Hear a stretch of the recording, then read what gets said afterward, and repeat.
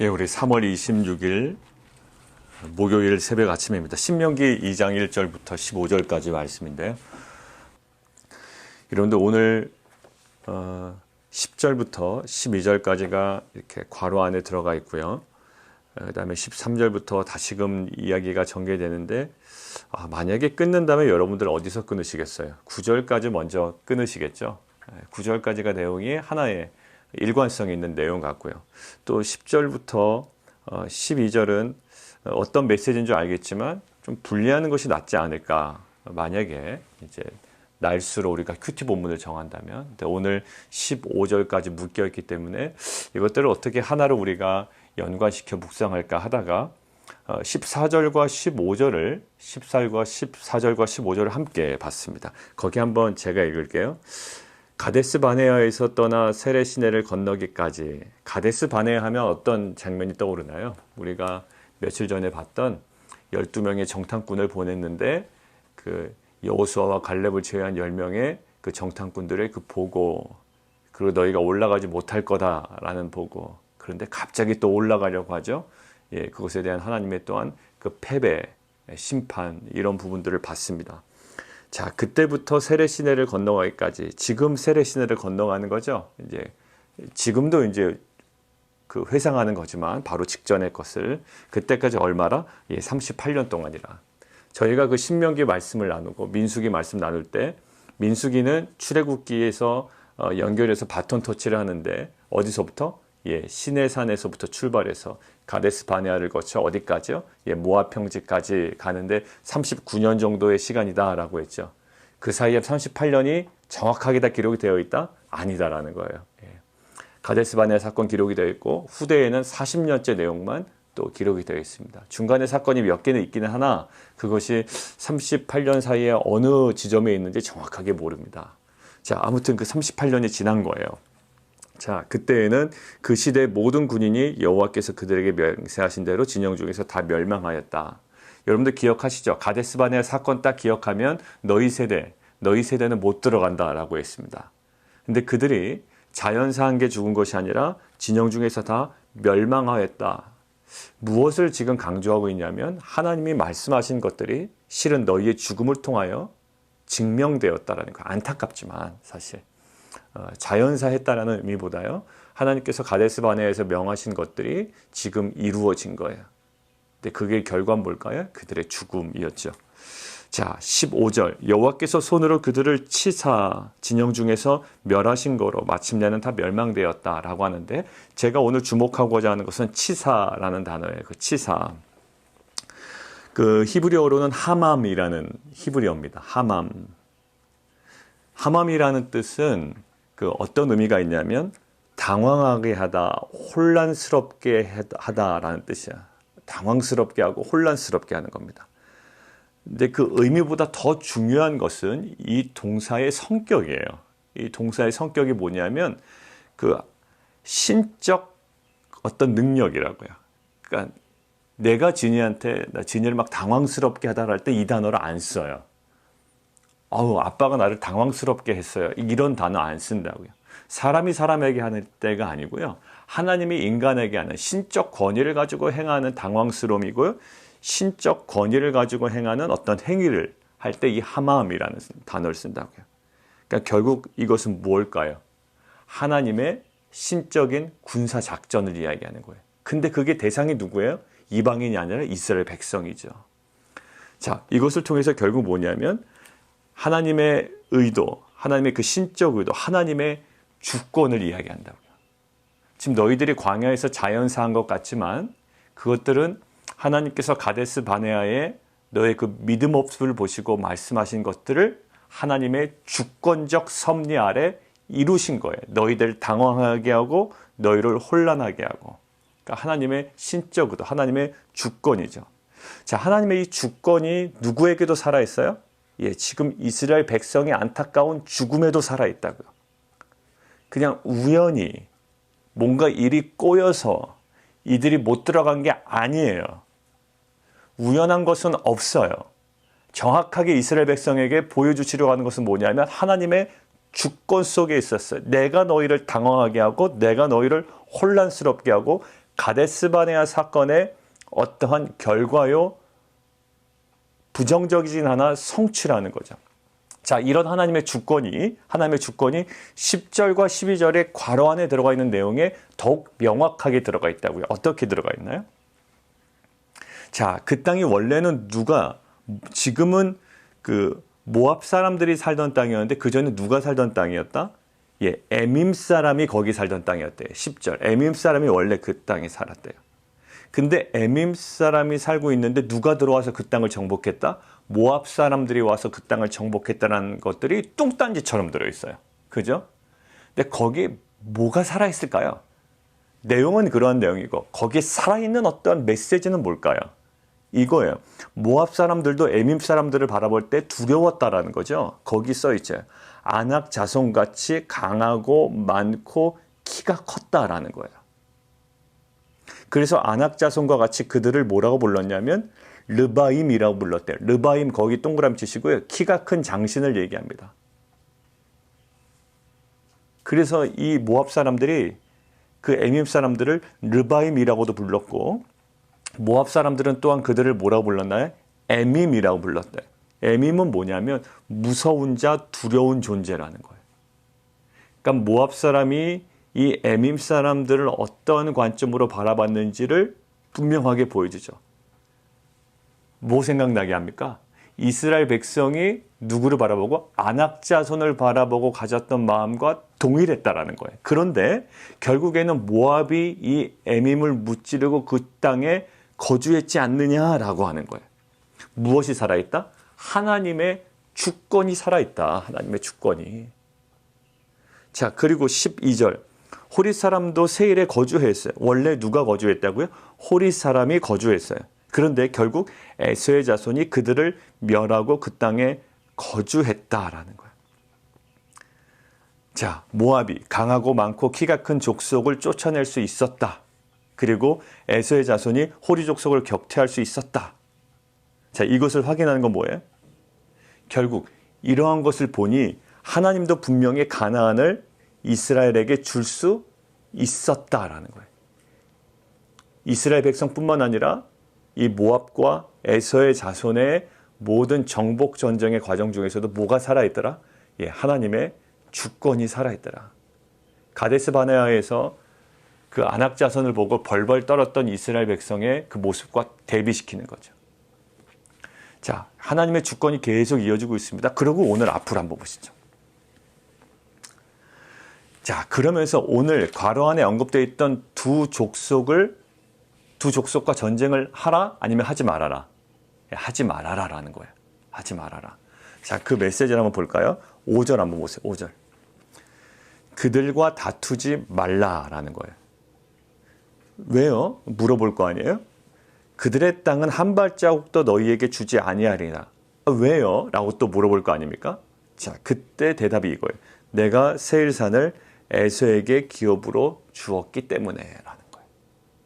에서에게 주었기 때문에. 그러니까 너 그 땅 가지려고 하지 마. 전쟁 벌이지 마. 그리고 다투지도 마. 이렇게 되어 있는 거예요.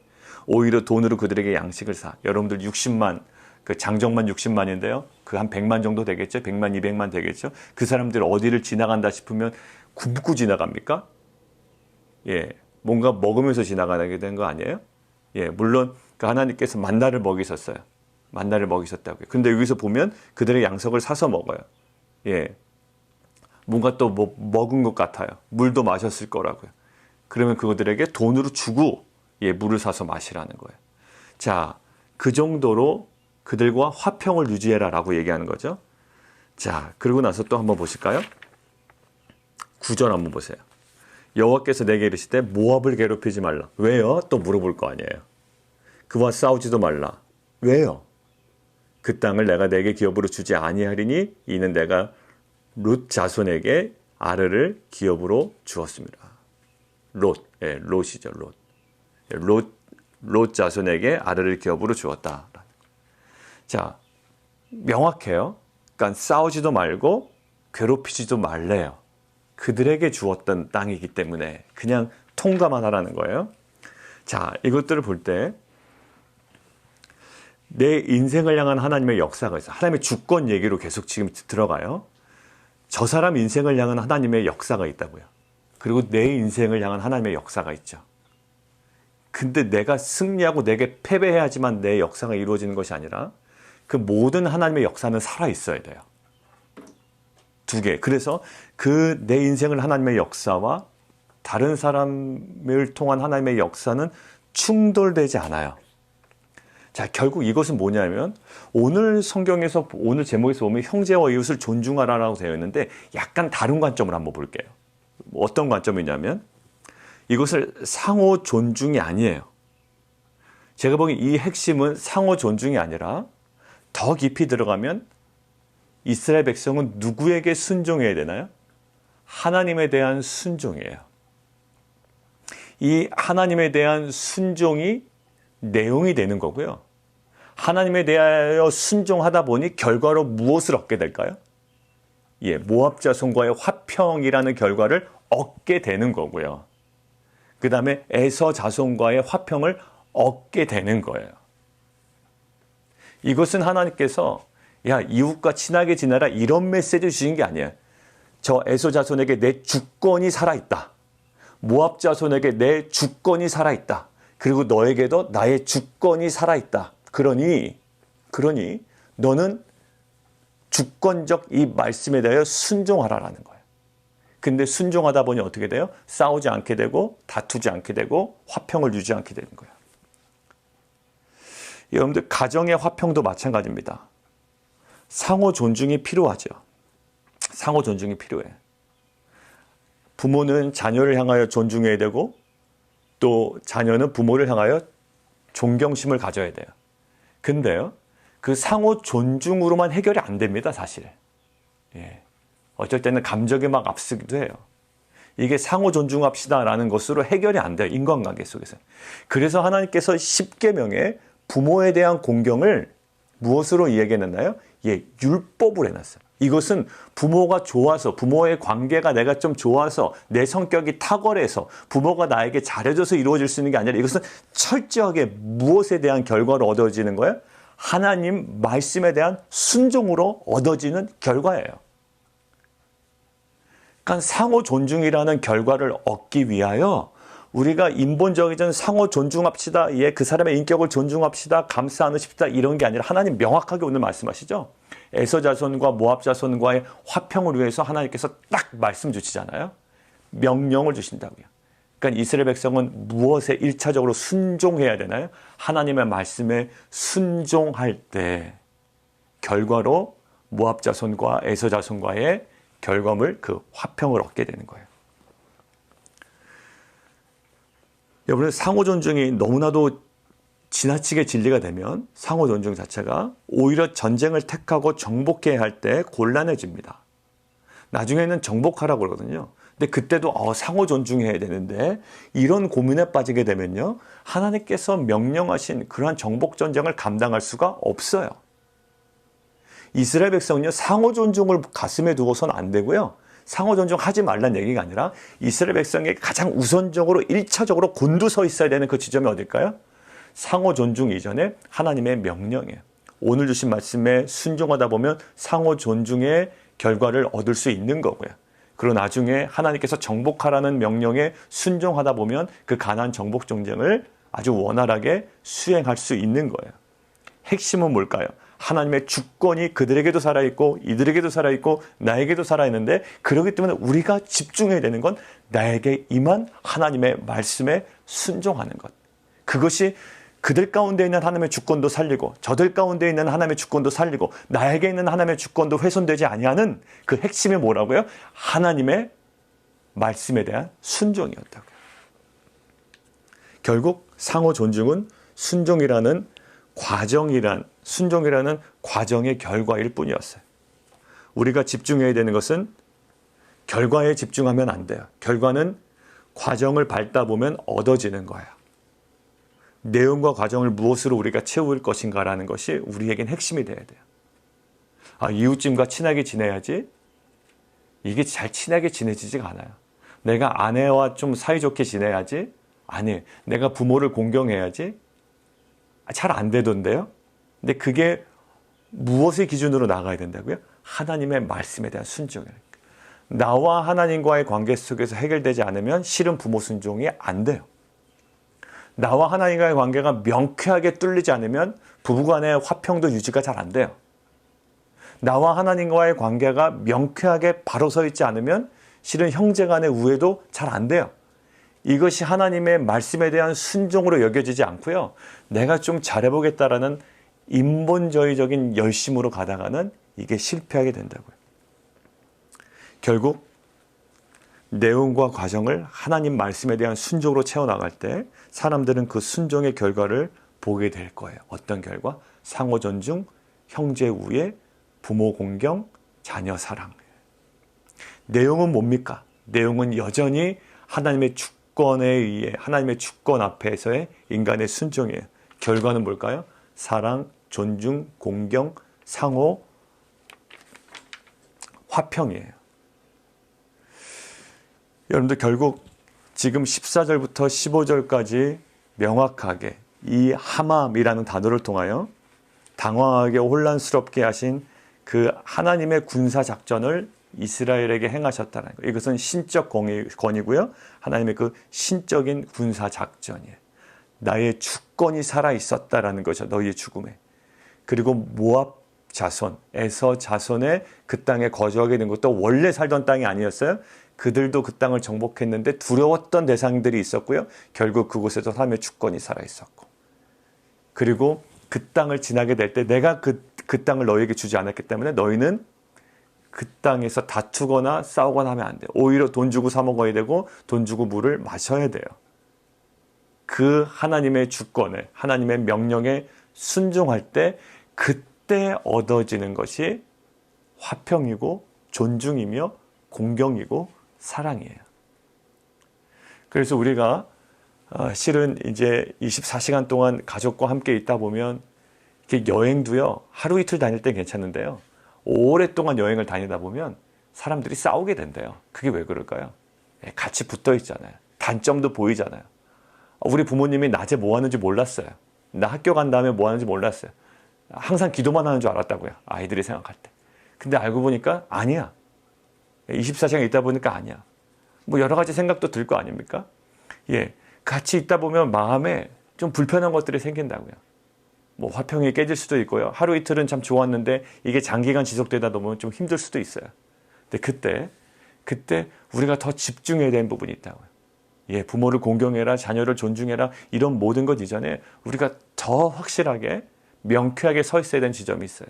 그게 하나님의 주권, 그 하나님과의 관계, 하나님 말씀에 대한 순종이에요. 이스라엘 백성은 실은 화평한 걸까요? 순종한 걸까요? 예, 실은 하나님 말씀에 순종하다 보니 에서 자손과 모압 자손과 화평을 누리게 된 거죠. 여러분들 가족과의 화평을 누리길 원하세요? 그리고 이웃과의 화평을 누리길 원하십니까? 그리고 뭔가 하나님께서 허락하신 하나님의 주권을 경험하길 원하세요? 그때 우리가 더욱더 집중하고 돌아가야 할 지점이 있습니다. 그것이 하나님의 말씀이에요. 오늘도 애씀으로 되는 것이 아니라, 관계적인 애씀이 아니라 하나님의 말씀에 대한 순종으로 가정의 화평, 또 이웃 간의 화평, 또 우리가 누리려고 하는 여러 가지 영적인 아름다운 결과물들을 함께 누려가는 귀한 공동체가 되기를 원합니다. 이 시간 우리 함께 좀 기도했으면 좋겠습니다.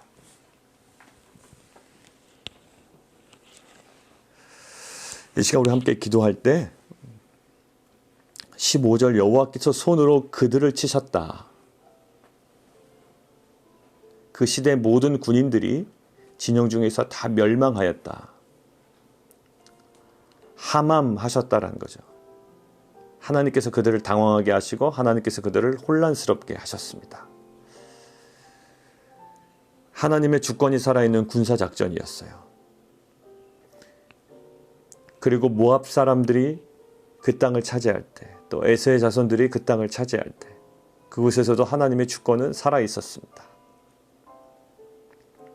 모압이 강하고 많고 키가 큰 족속을 쫓아낼 수 있었다면, 그리고 에서의 자손이 호리 족속을 격퇴할 수 있었다면 하나님 분명히 가나안을 이스라엘에게 줄 수 있으셨던 분이에요. 근데 하나님의 그 주권을 인정하지 못합니다. 믿음이 없었다라고 이야기하죠. 오늘 마찬가지입니다. 이 하나님의 주권, 그들에게도 살아있고 저들에게도 살아있고 나에게도 살아있는 하나님의 주권, 내가 하나님의 말씀에 정확하게 순종하지 못하면 오히려 그 주권을 누리지 못하고 화평이 깨지는 거예요.